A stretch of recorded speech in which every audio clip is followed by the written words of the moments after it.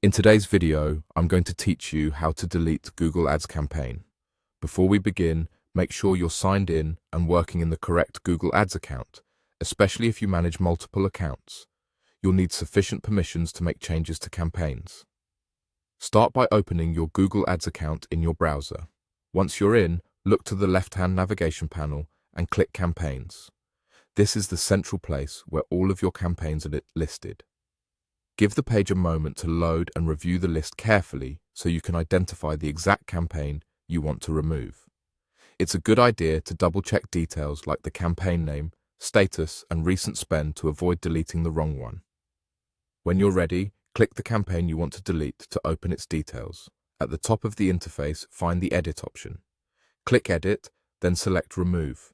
You may see a confirmation prompt. Go ahead and confirm to finalize the removal. That's the entire deletion process. After removal, the campaign's status changes to Removed. Your ads from that campaign will stop serving immediately and you won't accrue any new costs from it.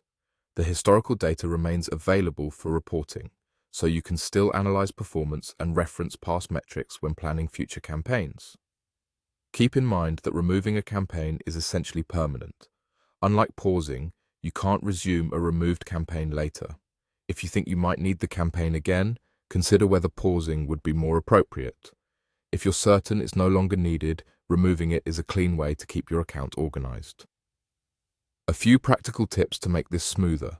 Ensure you have administrative or standard access, as restricted roles may not let you remove campaigns. If you operate within a manager account, confirm you're viewing the correct sub-account before you remove anything. If you don't immediately see the campaign you just removed, the table might be filtered to active items only.